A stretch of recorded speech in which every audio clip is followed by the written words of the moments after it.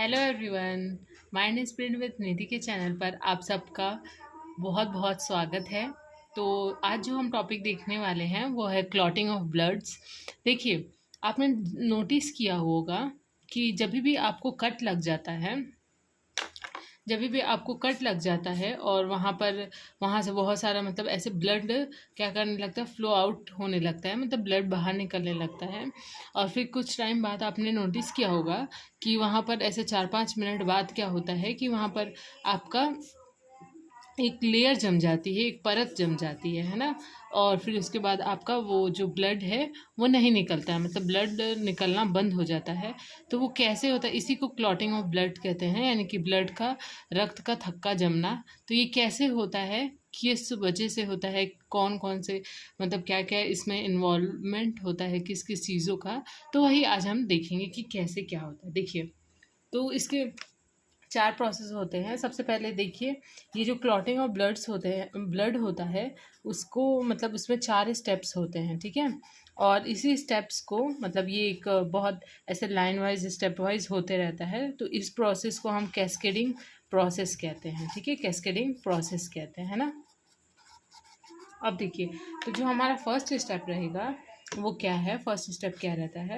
सबसे पहले जो थ्रोम्बोसाइट होता है, थ्रोम्बोसाइट मतलब क्या होता है, थ्रोम्बोसाइट मतलब जो प्लेटलेट्स होता है, प्लेटलेट्स का ही दूसरा नाम क्या होता है आपका, थ्रोम्बोसाइट्स होता है ना। प्लेटलेट्स का ही दूसरा नाम क्या होता है, थ्रोम्बोसाइट्स होता है। और जो थ्रोम्बोसाइट्स होता है वो एयर के कांटेक्ट में आता है, ठीक है। एयर के कांटेक्ट में आके थ्रोम्बोप्लास्टिन बना देता है। क्या बना देता है, थ्रोम्बोप्लास्टिन बना देता है ना। सबसे पहले क्या होता है, थ्रोम्बोसाइट्स एयर के कांटेक्ट में आके थ्रोम्बोप्लास्टिन बनाता है ना। देन उसके बाद नेक्स्ट स्टेप में क्या होता है, जो आपका ये थ्रोम्बोप्लास्टिन है, जो आपका ये थ्रोम्बोप्लास्टिन है जो थ्रोम्बोप्लास्टिन है वो कैल्शियम, मतलब कैल्शियम के साथ मिल करके, ये दोनों मिलते हैं, थ्रोम्बोप्लास्टिन और कैल्शियम दोनों मिल करके एक प्रोथ्रोम्बिन नाम का रहता है। उसको क्या करते हैं ये लोग, एक्टिवेट कर देते हैं। प्रोथ्रोम्बिन को क्या करते हैं, एक्टिव बना देता है। कौन एक्टिव बनाता है, थ्रोम्बोप्लास्टिन और कैल्शियम दोनों मिलके प्रोथ्रोम्बिन को क्या कर देते हैं, एक्टिव बना देते हैं, है ना, एक्टिव बना देते हैं। और ये दोनों मतलब ये जो दोनों हैं ये मिल करके क्या बनाते हैं, ये थ्रोम्बिन बनाते हैं ना। थ्रोम्बिन यहाँ लिख देती हूँ, थ्रोम्बिन। सबसे पहला स्टेप क्या था, थ्रोम्बोसाइट्स एयर के कांटेक्ट में आके थ्रोम्बोप्लास्टिन बनाता है ना।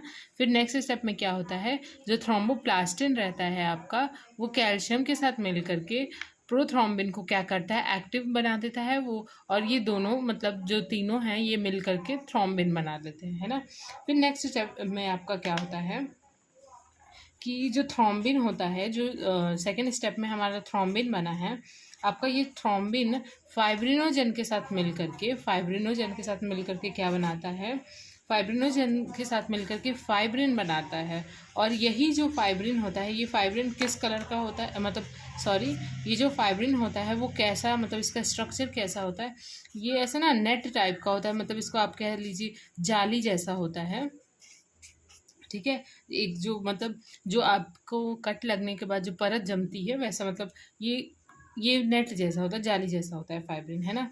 फिर ये फाइब्रिन में ही डब्ल्यूबीसी हो गया आपका, आरबीसी हो गया, प्लेटलेट्स हो गया, ये तीनों चीज़ क्या करते हैं, आ करके इसी में फंस जाते हैं। मतलब ये जो फाइब्रिन है, ये जो जाली जैसा जो आपका ये धातु सॉरी ये जो स्ट्रक्चर है, इसी में ये डब्ल्यूबीसी आरबीसी प्लेटलेट्स फंस जाते हैं। और जिसकी वजह से क्या हो जाता है आपका, क्लॉटिंग ऑफ ब्लड हो जाता है, यानी कि इसके रिजल्ट से क्या होता है, ब्लड क्लॉट हो जाता है, क्लॉटिंग ऑफ ब्लड हो जाता है, यानी कि रक्त के थक्के जम जाते हैं।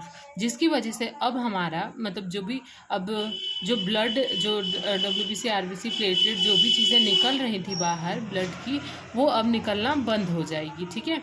तो वो बंद किस वजह से हो रही है, फाइब्रिन में ये सारी चीज़ें फंसने लग रही हैं, उसी की वजह से ये ब्लड की क्लॉटिंग हो जा रही है, ब्लड के थक्के जम जा रहे हैं, है ना। देखिए, एक समरी बता दूं आपको, मतलब इसमें क्या है, इसका जो सारा स्टेप मतलब एक समरी अगर बताऊं, हाँ देखिए, इसमें एक विटामिन हेल्प करता है, आपने पढ़ा होगा कि इसमें एक विटामिन हेल्प करता है। वो कौन सा विटामिन हेल्प करता है इसमें? विटामिन के। देखिए, जो विटामिन के है आपका, ये क्लॉटिंग ऑफ ब्लड में हेल्प करता है। तो एग्जाम्स में ये भी कई बार पूछता है कि कौन सा विटामिन है जो कि आपका ब्लड क्लॉटिंग में हेल्पफुल होता है। ठीक है, अब देखिए, अगर आपसे पूछे कि कौन सा कॉर्पस्कल्स मतलब कौन सा कॉर्पस्कल्स यूजफुल होता है, कौन सा कॉर्पस्कल हेल्प करता है इसमें ब्लड क्लॉटिंग में, तो आप क्या लिखेंगे, क्या टिक करेंगे वहाँ पर एग्जाम्स में? प्लेटलेट्स। ठीक है, प्लेटलेट्स यानी कि थ्रोम्बोसाइट्स। थ्रोम्बोसाइट इसमें हेल्पफुल होता है ना। अगर सेल की बात करें, ब्लड के सेल कॉर्पस्कल्स को पूछे तब आप बोलेंगे थ्रोम्बोसाइट्स, है ना। लेकिन अगर कोई आपसे पूछे कि कौन सा प्रोटीन हेल्पफुल होता है, कौन सा प्रोटीन हेल्पफुल होता है ब्लड की क्लॉटिंग में, तो आपका जवाब क्या होना चाहिए? फाइब्रिनोजेन और प्रोथ्रोम्बिन। ठीक है, फाइब्रिनोजेन और प्रोथ्रोम्बिन ये क्या है? ये एक प्रोटीन है जो कि ब्लड क्लॉट में क्या करते हैं? हेल्पफुल होते हैं। ठीक है, थ्रोम्बिन, प्रोथ्रोम्बिन और फाइब्रिनोजेन, है ना। अब देखिए, जो नेक्स्ट है, आपसे पूछता है कौन सा तत्व, कौन सा धातु, कौन सा तत्व या फिर कौन सा धातु हेल्पफुल होता है। अगर आपसे पूछे कि कौन सा तत्व इसमें हेल्पफुल होता है, तो आप क्या बोलेंगे? कैल्शियम। कैल्शियम क्या करता है? मदद करता है ब्लड क्लॉटिंग में, है ना। ब्लड क्लॉटिंग यानी कि,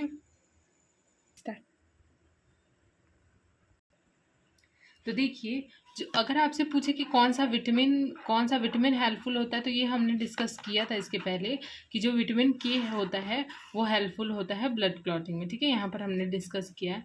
तो ये 4 पॉइंट हैं, सॉरी, ये जो 4 पॉइंट है इसको क्या आप अच्छे से याद रखिएगा कि कौन सा कॉर्पस्कल्स हेल्पफुल होता है, प्लेटलेट्स, कौन सा प्रोटीन हेल्पफुल होता है तो फाइब्रिनोजेन और प्रोथ्रोम्बिन, और कौन सा तत्व हेल्पफुल होता है तो कैल्शियम, और कौन सा विटामिन हेल्पफुल होता है तो विटामिन के। अब देखिए, एक और चीज़ रिमेंबर करिएगा कि जो मतलब अगर आपसे मतलब पूछे कि एंटी क्लॉटिंग क्या मतलब एंटी क्लॉटिंग कौन सा फैक्टर मतलब कौन सा चीज़ होता है, तो हेपरिन जो होता है हमारे बॉडी में प्रेजेंट होता है।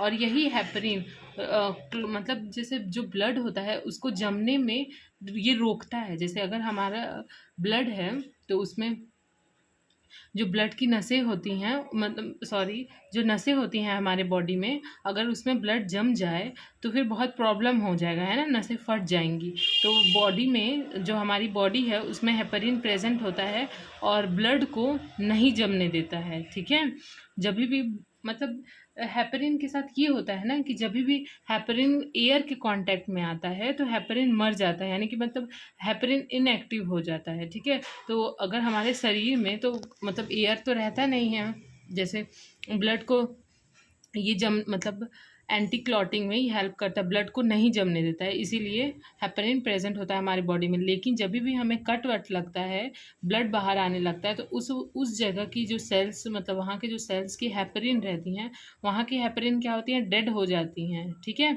उस वजह से वहाँ पर क्या हो जाता है? ब्लड क्लॉट होने लगता है, वहाँ पर ब्लड जमने लगता है ना। ठीक है, तो बस आज के लिए इतना ही। आई होप आपको बहुत अच्छे से समझ में आया होगा।